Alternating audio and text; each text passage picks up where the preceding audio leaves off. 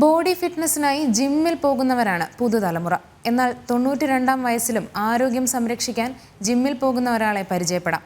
ആലപ്പുഴ മുഹമ്മ സ്വദേശിയും റിട്ടയർഡ് അധ്യാപകനുമായ ശങ്കുണ്ണി സാറാണ് മുഹമ്മയിലെ ഒരു ഫിറ്റ്നസ് സെന്ററിലെ താരം.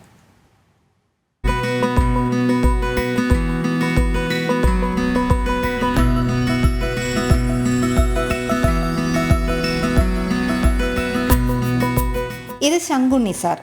വ്യായാമമൊന്നും ചെയ്യാതെ മടി പിടിച്ചിരിക്കുന്ന പുതുതലമുറയ്ക്ക് പരിചയപ്പെടുത്തുകയാണ് ഈ റിട്ടയർ അധ്യാപകനെ. ശങ്കുണ്ണി സാറിന്റെ ഒരു ദിവസം തുടങ്ങുന്നതിങ്ങനെ: സ്വന്തമായി ഡ്രൈവ് ചെയ്ത് രാവിലെ 6:15 മുഹമ്മയിലെ ഫിറ്റ്നസ് സെന്ററിൽ വരും. പിന്നെ 2 മണിക്കൂർ വ്യായാമം.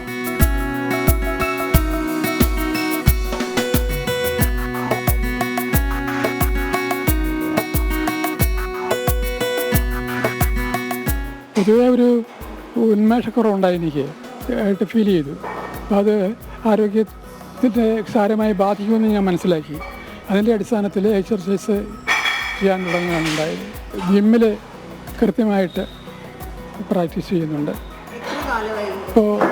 ഇപ്പോൾ 6-7 മാസമായി. ഇവിടെ വന്നിട്ട് 2 മാസം കഴിഞ്ഞു. ശേഷം വീട്ടിലെത്തിയാൽ പിന്നെ മുഴുവൻ സമയവും കൃഷിയിടത്തിലാണ്. വീട്ടിലേക്ക് ആവശ്യമുള്ള പച്ചക്കറികളെല്ലാം കൃഷി ചെയ്യുന്നുണ്ട്.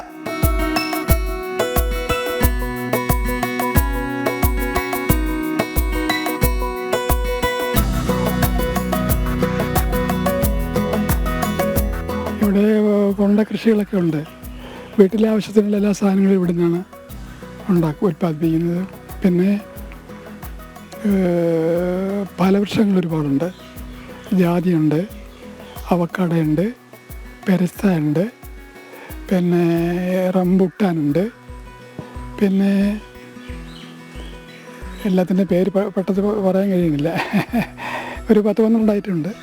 മുമ്പ് ചില ആരോഗ്യ പ്രശ്നങ്ങളൊക്കെ ഉണ്ടായിരുന്നെങ്കിലും ചിട്ടയായ ജീവിതക്രമത്തിൽ അതെല്ലാം സാറിനെ വിട്ടുപോയി. യുവ തലമുറയോട് എനിക്ക് പറയാനുള്ളത്, ഈ പറഞ്ഞ ഭക്ഷണക്രമം കർശനമായി സ്വീകരിക്കണം. അതോടൊപ്പം തന്നെ വ്യായാമം വേണം. ശരീരത്തിന് മൂവ്മെൻ്റ് ഉണ്ടാവണം. എവിടെയെങ്കിലും കുത്തിയിരുന്ന് ഉറഞ്ഞു പോവുകയുള്ളൂ. അതിന് എക്സർസൈസ് ചെയ്യണം. പലതരത്തിലുള്ള എക്സർസൈസ് ഉണ്ടല്ലോ. യോഗയുണ്ട്, ജിമ്മുണ്ട്, അങ്ങനെ പലതും ഉണ്ടല്ലോ. ഇതൊന്നും ഇല്ലെങ്കിൽ കൃഷിപ്പണിയിലേക്ക് ചെന്ന് കഴിഞ്ഞാൽ ഇതും മമ്മട്ടിയും കുത്തിരിമ്പും ഒക്കെ എടുത്ത് വർക്ക് ചെയ്യുമ്പോൾ ശരീരം മൊത്തത്തിൽ മൂവ്മെൻ്റ് ഉണ്ടാകും.